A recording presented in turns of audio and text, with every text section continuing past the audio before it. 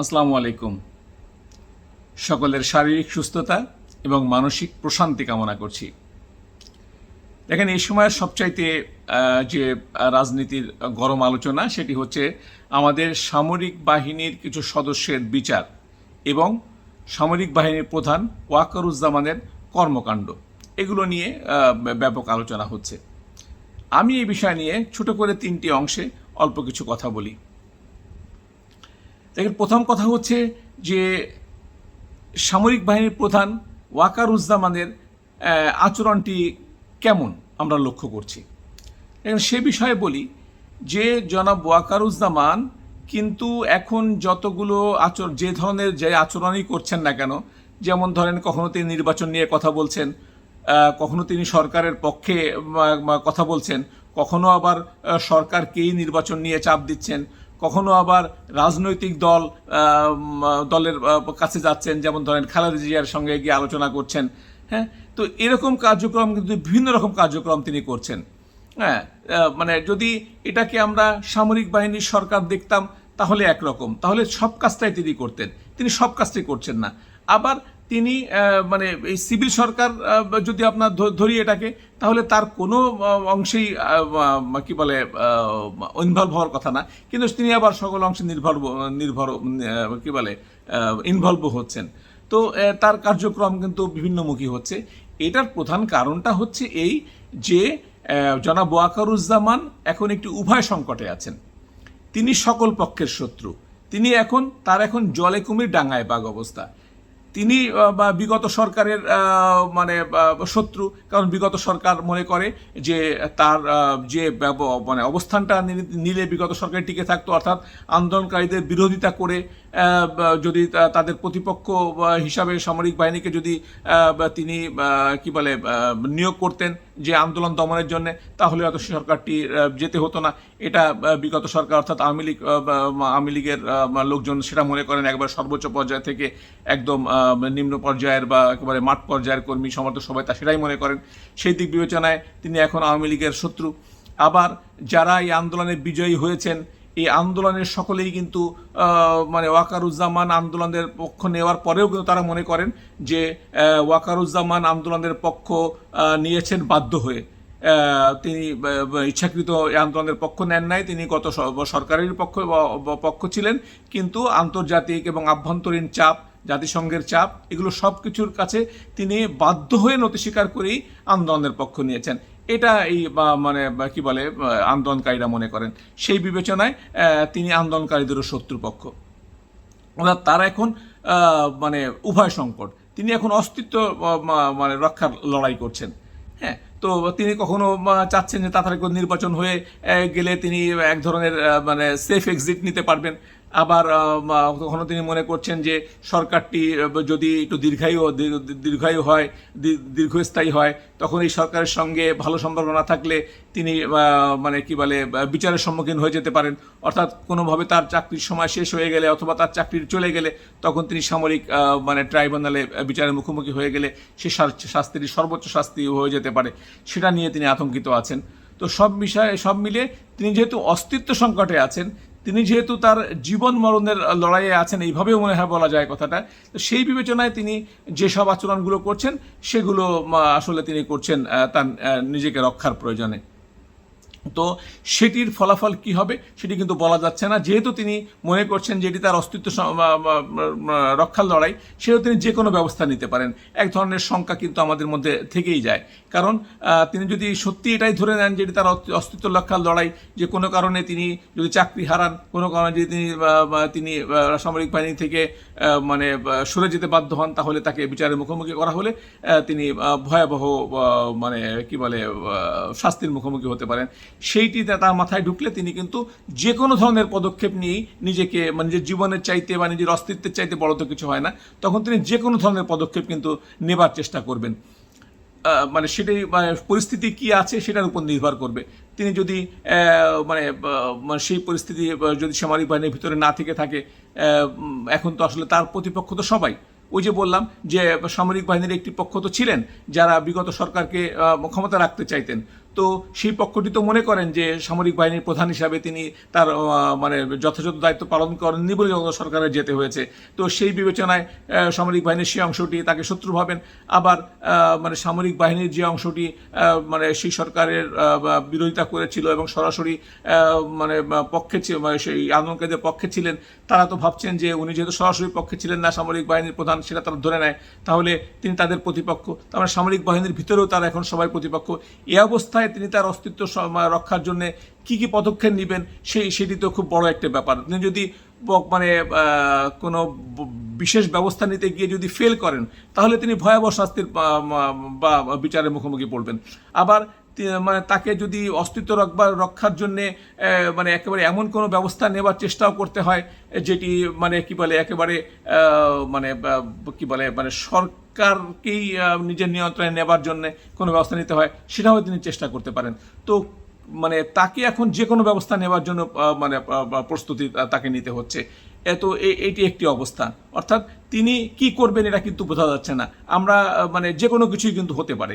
একবার সরাসরি বললে বা ধরেন তিনি যে কোনো ব্যবস্থায় নেওয়ার জন্য তিনি কিন্তু প্রস্তুতি নেবেন, যেহেতু তিনি মনে করেন যে তিনি কি বলে সেনাবাহিনীর প্রধান পদ থেকে যদি তাকে সরে যেতে হয় তাহলে তার মানে পরিস্থিতি ভিন্ন হতে পারে। কারণ সামরিক বাহিনীর একটি বড় অংশের বিচার তো শুরু হয়েছে, যারা ডিজিএফআই সদস্য ছিলেন, যারা গত সরকারের পক্ষ নিয়ে বিরোধী মত দমনের কাজ করেছেন অথবা মানে কি বলে আন্দোলনকারীদের বিরোধিতা করেছেন, সেই তাদের বিচার যেহেতু শুরু হয়েছে, তখন উনিও কিন্তু এখন মানে এই আতঙ্কে মানে স্বভাবতই ভুগতেই পারেন। আমি জানি না তার মনে কি আছে, কিন্তু হতেই তো পারে যে তিনি ভাবছেন যে আমার বিচার হতে বা আমাকেও যদি বিচারে আনার চেষ্টা করা হয় তাহলে যে কোনো পরিস্থিতি হতে পারে। তখন তার অস্তিত্ব রক্ষার জন্য তিনি যে কোনো পদক্ষেপ নিয়ে কিন্তু ফেলতে পারেন। সেখান থেকে একটি মানে অস্থিরতার আশঙ্কা, একটি ভয় কিন্তু রাষ্ট্রে রয়েছে যে কি হতে চলেছে। তো সেটি একটি আতঙ্ক যে সেনাবাহিনীর প্রধান কি ব্যবস্থা নেবেন তার অস্তিত্ব রক্ষার জন্য, সে আতঙ্কটি রয়ে গেল। দ্বিতীয় অংশে হচ্ছে যে যাদের বিচার হচ্ছে এরা সবাই ডিজিএফআই সদস্য, অর্থাৎ এরা মানে আমাদের মানে নিয়ম অনুযায়ী একটা সময় নিয়ম ছিল যে ডিজিএফআই শুধুমাত্র সামরিক গোয়েন্দা হিসাবে কাজ করতেন। সামরিক বাহিনীর অভ্যন্তরে যে মানে গোয়েন্দা কার্যক্রমগুলো ছিল এবং মানে বিরোধী অন্যান্য দেশগুলো যারা আমাদের শত্রুপক্ষ আমরা মনে করি বা সন্দেহ করি, তাদের কার্যক্রম দেখভাল করবার জন্য যে গোয়েন্দা কার্যক্রম ছিল সেগুলি শুধুমাত্র তারা করতেন। অর্থাৎ সামরিক বাহিনীর ভিতরের সামরিক কর্মকাণ্ডই তারা করতেন, গোয়েন্দা কর্মকাণ্ড তারা করতেন, তারা কোনো সিভিল কর্মকাণ্ড করতেন না। পরবর্তী সময়ে কিন্তু আমরা জানি যে কি বলে সেই জিয়া রহমান সময় থেকে আমরা শুনেছি বা পড়েছি যে তাদেরকে সরকারের সর্বোচ্চ ব্যক্তির মানে গোয়েন্দা নজরদারি, গোয়েন্দা তথ্য সরবরাহের কাজটি দেওয়া হয় ডিজিএফআইকে। তারা সেই সময় থেকে সেই জিয়াউর রহমান, এরশাদ হোসেন মোহাম্মদ এরশাদ, পরবর্তীতে বেগম খালেদা জিয়া, তারপরে আবার শেখ হাসিনা কয়েক টার্ম, এরকম করে তারা এইভাবে মানে একেবারে অনেকটা আইনগতভাবেই তারা সরকারের মানে গোয়েন্দা কার্যক্রমে সহযোগিতা করে আসছেন। এখন তাদেরকে কে কীভাবে ব্যবহার করেছে, কে মানে ভালোভাবে ব্যবহার করেছে, কে অল্প খারাপ ব্যবহার করেছে, কে বেশি খারাপ ব্যবহার করেছে, সেগুলো তো ভিন্ন ভিন্ন আলোচনা, কিন্তু তাদেরকে ব্যবহার তো করা হয়েছে। এখন যখন এই ডিজিএফআই এই সদস্যদেরকে, এই গোয়েন্দা সংস্থার মানুষদেরকে যখন বিচারের মুখোমুখি করা হচ্ছে, তখন তো এক ধরনের আতঙ্ক তাদের মধ্যে ছড়িয়ে গেল যে এই কার্যক্রমটি তো এখনও আছে, মানে এখনও তো এই যে প্রধান উপদেষ্টার মানে গোয়েন্দা কার্যক্রমের প্রধান অংশ ডিজিএফআই। তো যেহেতু বিগত সরকারগুলোর চাপের কাছে বাধ্য হয়ে অথবা নৈতিক স্খলন হয়ে অথবা মানে যেভাবেই ধরে নেই না কেন মানে তারা সরকারের পক্ষ হয়ে অন্যায়গুলো করেছেন, তো সেইগুলোর বিচার যেহেতু এখন হচ্ছে, তো এখন আবার সরকার নির্দেশনা পালন করতে গিয়ে পরবর্তী সরকারের তারা রসনালে পড়বেন কিনা সে আতঙ্কটা তাদের মধ্যে থেকে যাবে। আর সর্বশেষ হচ্ছে যে রাষ্ট্র কী ধরনের বিপদে পড়তে যাচ্ছে। রাষ্ট্র সবচেয়ে বড় বিপদ হচ্ছে আমাদের পাহাড় অসন্তোষ ক্রমাগতভাবেই মানে কী হয়েছে, অশান্ত হয়ে যাচ্ছে। সেখানে নানা পক্ষ আভ্যন্তরীণ বাহ্যিক নানা রকমের রাজনীতি ঢুকে গিয়েছে, সেখানে নানা রকম উস্কানি আছে। তারপরে আবার আমাদের সীমান্ত আগে ছিল শুধুমাত্র ভারতের সঙ্গে সীমান্ত ছিল, এখন মিয়ানমার আরাকান আরেকটি পক্ষ তৈরি হয়েছে। এখন আমাদের দুটি সীমান্ত সমস্যা, আরাকান এক ধরনের অশান্তি তৈরি করছে, ভারত সীমান্তে আমাদের মানে কি বলে তারাও সুবিধা নেবার জন্য সবসময় আমাদের এক ধরনের মানে কি বলে প্রতিপক্ষ হিসাবে তৈরি আছে। সেই সঙ্গে আমাদের এই যে কি বলে আমাদের এই যে পোর্ট আর কি, আমাদের বন্দর, আমাদের সেন্ট মার্টিনস, এগুলো নিয়ে নানা রকম মানে সংশয় আছে, কারণ ভূরাজনৈতিক কারণে এই অঞ্চলে অনেকের নজর আছে। তারা আমাদের এখানে বসে এই চীন ভারতকে শাসন করতে চায়। তো মানে তাদেরকে আমরা কিভাবে নিয়ন্ত্রণ করব, এগুলো নিয়ে জটিল বিষয় আছে। তো এইগুলো সবগুলো কাজ তো আমাদের এই সামরিক বাহিনীকে দিয়েই করাতে হবে। এগুলো তো সরকার কূটনীতিকে নিয়ন্ত্রণ করতে পারবে, কিন্তু সামরিক বাহিনীকে কূটনীতির সামনে না রাখলে তো মানে কি বলে এই ষড়যন্ত্রকারীদেরকে তো মানে ভয় রাখা যাবে না, তারা তো সুযোগ পেয়ে যাবে। তো সেই জায়গাটাতে সামরিক বাহিনীকে ঐক্যবদ্ধ না রাখতে পারলে কিন্তু এই কার্যক্রমগুলো সঠিকভাবে চালানো যাবে না। অন্যরা এই সুযোগটা কিন্তু নিয়ে ফেলবে। আমাদের শত্রু অভ্যন্তরেও আছে, বাইরেও আছে। তো আমাদের এই দুইটা মানে আমাদের যে আমরা তো জাতিগতভাবে ঐক্যবদ্ধ না, আমাদের কিন্তু আমার স্বার্থের প্রয়োজনে আমরা মানে কি বলে দেশবিরোধী কাজও করে ফেলি। আমাদের মানে এমন নজিরও তো আছে। সেই হিসাবে আমাদের মানে রাজনৈতিক মানে যারা আছেন মানে রাজনৈতিক বিভিন্ন পক্ষের মধ্যে আমাদের মানে রাষ্ট্রীয় স্বার্থবিরোধী পক্ষ থাকতে পারে। আমাদের আন্তর্জাতিকভাবে এই যে সীমান্তের তারপরে আমাদের এই যে মানে ভূরাজনৈতিক কারণে সীমান্ত কারণে আমাদের বাহ্যিক শত্রু থাকতে পারে। তারা তো বিভিন্ন রকম সুযোগ সন্ধানী পক্ষ দেশের মধ্যেও আছে। তো এই সব শত্রুকে মোকাবেলা করবার জন্য তো আমাদের সেনাবাহিনীকে মানে সম্পূর্ণভাবে মানে রেখে মানে চাপ মুক্ত রেখে তাদেরকেও তাদের কাজ করতে দিতে হবে। না হলে তো যে কোনো ধরনের শত্রুরা এই সুযোগটা নিয়ে ফেলবে। তো এবং এই সময়টা তো আমাদের জন্য খুবই খারাপ। আমাদের তো এখন এই যেটা বললাম যে আমাদের এখন সংকট তো অনেকগুলো, আমাদের পাহাড় সীমান্ত, তারপরে আমাদের গুরুত্বপূর্ণ মানে ভূ রাজনৈতিক স্থানগুলো, এগুলো সব মিলিয়ে আমরা তো এক ধরনের চাপের মধ্যে আছি। এই অবস্থায় কোনোভাবেই যেন সেনাবাহিনীর ভিতরে কোনো রকম অশান্তি তৈরি না হয়, সেটা আমাদের সবার আগে নজর রাখতে হবে। আমাদের মানে বিচার কার্যক্রম হোক, আমাদের সংশোধন কার্যক্রম হোক, আমাদের মানে কি বলে এই মানে সেনাবাহিনীর ভিতরে মানে রিফরমেশনের সংস্কারের ব্যাপার হোক, যে ব্যাপারটাই হোক, সব যেন খুব দ্রুত মানে শেষ করে সবার মধ্যে থেকে আতঙ্কটি দূর করে সবাইকে মানে শুধুমাত্র তাদের রাষ্ট্রীয় সার্বভৌমত্বের কাজে তাদেরকে ফিরিয়ে দেবার জন্য দ্রুত ব্যবস্থা না নিলে কিন্তু আমরা মানে কি বলে নতুন নতুন সংকটের মধ্যে চলে যেতে পারি। সরকার কিন্তু একা সব মানে বিষয়কে শুধুমাত্র কূটনীতি দিয়ে সমাধান করতে পারবেন না। এই সামরিক বাহিনীকেও কিন্তু আমাদের এখন দরকার। আমাদের রোহিঙ্গা সংকটটিও অনেক বড় একটি সংকট।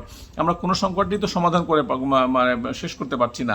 এই অবস্থায় যদি আমরা আভ্যন্তরে আরও কিছু সংকট তৈরি করি, তাহলে কিন্তু মানে আমাদের জন্যে অনেক বড় বড় বিপদ অপেক্ষা করছে। তো আমাদের দল গণরাজনৈতিক জোট গর্জোর পক্ষ থেকে আমরা সরকারের কাছে আহ্বান জানাবো, অনুরোধ জানাবো যে সামরিক বাহিনী খুবই সংবেদনশীল একটি প্রতিষ্ঠান। এই প্রতিষ্ঠানকে তার নিজস্ব রূপে ফিরিয়ে দেওয়া এবং তাদের সম্পূর্ণ চিন্তা এবং তাদের সম্পূর্ণ কার্যক্রম যেন সার্বভৌমত্ব নিয়েই হয়। তাদেরকে যেন রাজনীতি নিয়ে চিন্তা করতে না হয়, তাদেরকে যেন আভ্যন্তরীণ মানে কি বলে কোনো আশঙ্কা অস্থিরতার মধ্যে না থাকতে হয়। সেই জন্য তাদেরকে একদম নিরপেক্ষ জায়গায় পাঠিয়ে দেন। তারা তাদের মতো করে কাজ করুক, বিচার কার্যক্রম যেগুলো আছে সেগুলো তাড়াতাড়ি দ্রুত শেষ করে তাদেরকে মানে শঙ্কামুক্ত করে দেন। এই আহ্বান, এই অনুরোধ। অনেক ধন্যবাদ সবাইকে। আল্লাহ হাফেজ।